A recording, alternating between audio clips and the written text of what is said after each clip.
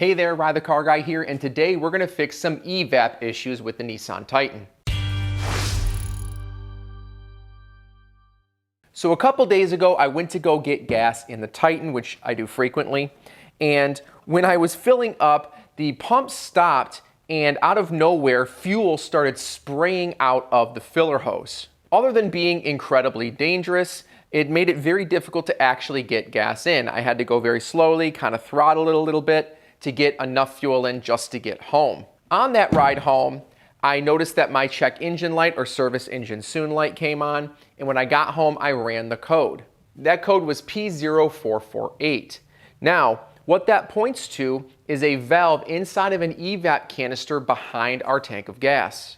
Now, this canister and its valves will effectively control the vapors inside of the tank. So for instance, when I'm filling up, you're obviously replacing that air with fuel and the air needs to go somewhere.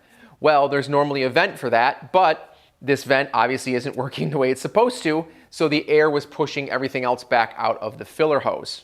Now, the second that I got this code, I had a hunch as to what was going on. But if you do follow my videos, you'll know that this thing is absolutely covered in sand. I think the previous owner, instead of putting it in the garage when he didn't use it, he just buried it in his yard. So my hunch was that there is sand packing this thing up. So there is a vent underneath, in this case under the bed, in a little channel under the bed where one of the hoses go. And sure enough, I took a peek and guess what? Packed full of sand. So here's what we're going to do today. We're going to, of course, clean that sand out of that channel. We're going to pull the vacuum hoses off of the EVAP canister, pull the canister out and make sure everything is clean and see if our actual valve operates. If our valve doesn't operate, we need to replace it.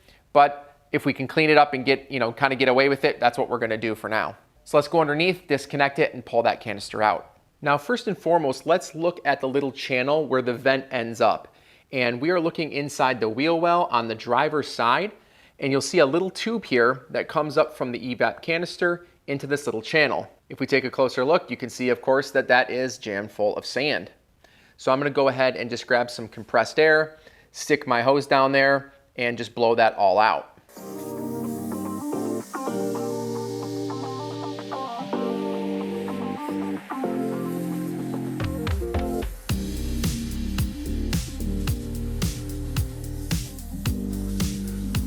So right away, you'll see that that channel is nice and clear now, and I probably, took 30 pounds off the weight of the truck. So now let's go in and start disconnecting the lines from the EVAP canister and pull the whole canister out.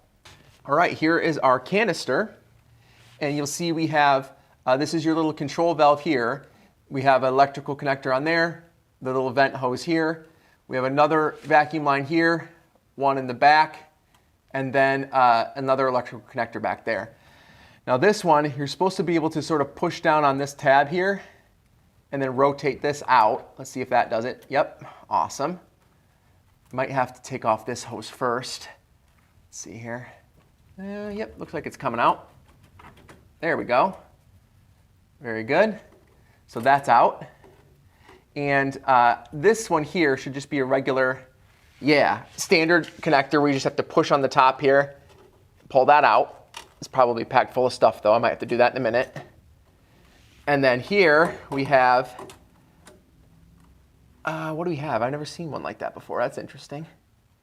Might have to tinker with that one for a minute to be able to pull that off. And the last one is a standard like hose clamp.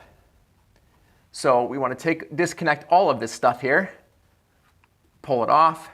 But we're going to disconnect all of this stuff, and then there should be one screw we need to take out to slide this canister out.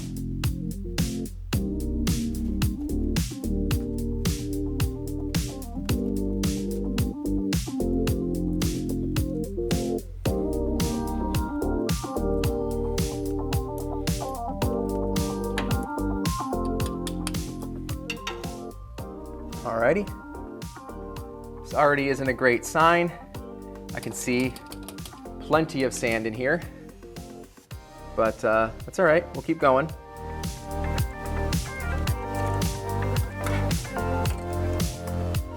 So I'm having a hell of a time getting to these back pieces here.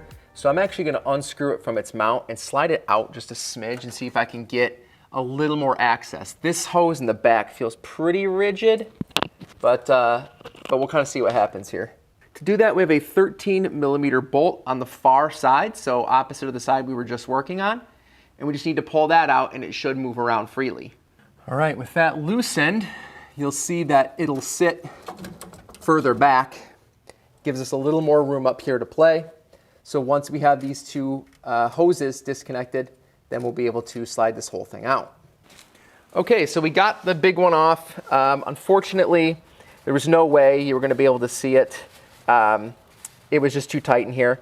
But I'll show you the connection here in a minute and talk about how I did get it out. This last one here behind it is just a regular hose, and I was grabbing some needle nose to try to like work it off of that, and I tore it. So very, very cool. Gonna have to replace that now, so I'm just gonna cut it off. And I can't get my hose cutters back here, so I am going to use a razor blade.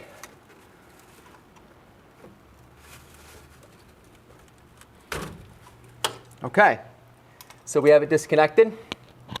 And you'll see I already have one little bag here. I'm gonna grab a couple plastic bags and some zip ties because this hose, the big one in the center, actually connects directly to the tank.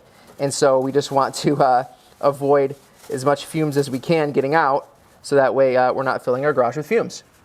Another good reason to cover these up is that I'll definitely be getting compressed air back in here and continuing to blow out the massive amounts of sand on top of the gas tank and where the EVAP canister sat.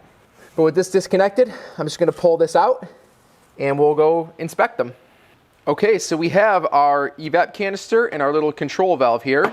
And right off the bat, I'm going to just tap these a couple times to see what comes out of it. And then I'm gonna do a little bit deeper inspection because this one here needs to kind of go back and forth and open and close a vent. And I'm not sure it will do that if it's packed full of sand. This one, however, well, I want to show you how much sand is in this because I have a feeling there's a lot. But I'm going to take the sand from the top of it off first.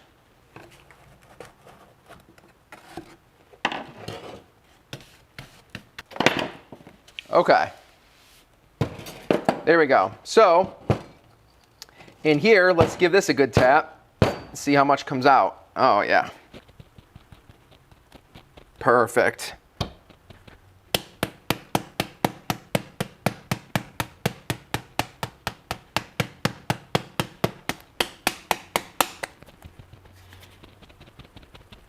All right, I'm gonna get a mask and we're gonna blow this out now.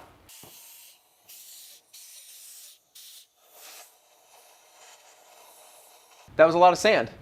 So it's physically lighter, but there are some tests that we can do that will tell us whether or not this thing is still working. But this here, you'll see, this was the vent that went out to our little channel.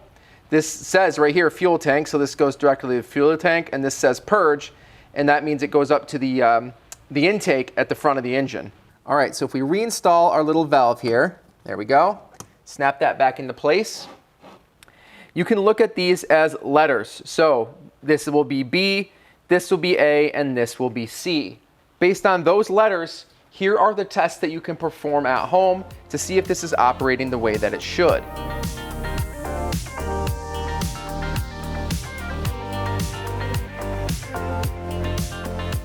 If all of those things check out, then you should be able to reuse this. And then you can also, if you wanted to, supply power to this valve here and make sure that it actuates. So it should snap open and closed based on power being supplied. On the bright side, this here is a pretty cheap part. I found it as cheap as $16 on Amazon. Unfortunately, this is not. The cheapest I could find this is about $250. So I'm gonna run through a couple of those tests, see if it works out. If so, I'm gonna try to reuse this, and I'll probably just rebuy this anyways just because it's so cheap, and then we'll reinstall everything. So it seems like good news all around. I ran through some tests here, and I just sealed these up because it was making the garage smell like gas, but everything seems to be working out of this. And I also went ahead and supplied power to this, as you just saw, and that actuates just fine.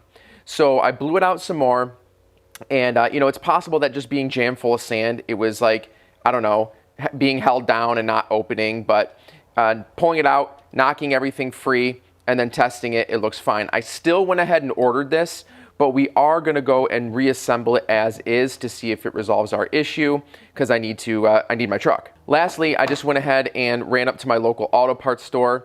If you also tear this when you're taking it off, this literally was fuel rated, of course, and it was $2 for this. So just had to run up and grab it. And then I'm just gonna replace this, of course, with the new line when I go to reinstall it. Reinstallation is super simple. It's just reversing everything we just did. Should actually be a lot easier than taking it apart. Additionally, if your truck isn't completely packed with sand and you have reason to believe that this is okay, you can just remove this without pulling this out. It was actually very simple, right? It was the first step we did underneath the truck. We just turned this, disconnected these two, and then pulled it off.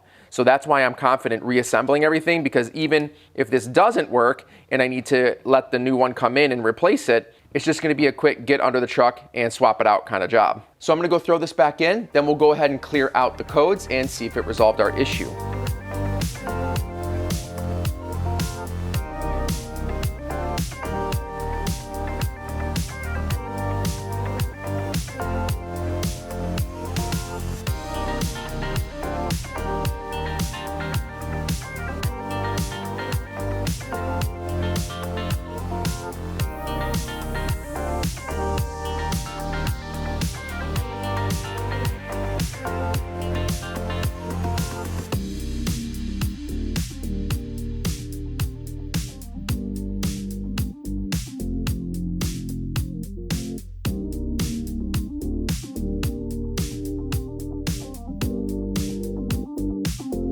So I'm gonna clear the code, and then I'm gonna run the engine and see if it comes back on.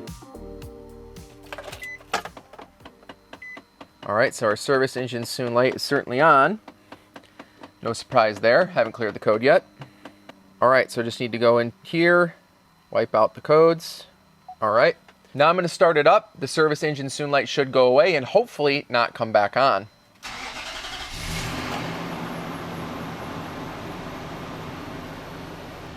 Now it's been running for a couple minutes and it hasn't come back on, but we have one more test we can do to make sure it's actually working.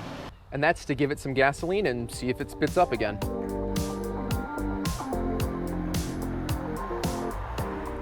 So it's looking pretty darn good. I was able to get gas in without it freaking out, and I drove about 10 to 15 miles and the code has not come back up. I am still going to install the new valve when it comes in, just to be sure that we don't have issues in the future. This thing has been buried in sand for who knows how long, so it could last for, you know, another 10 days or it could last another 2 years. But for the price that it was, it's just, it's easier to just swap it back out. And of course, I put a link in the description to the part that I purchased in case you want to pick that up as well. One last thing before we go, here is a list of codes that this procedure might also help with. The 448 is just one surrounding this rear EVAP system. There are a couple more that working on this valve could help. But beyond that, I really hope that this video helps you. If it did help you, please go ahead and help me out by scrolling down and clicking that like button. And of course, subscribe for more content like this. See you in the next one.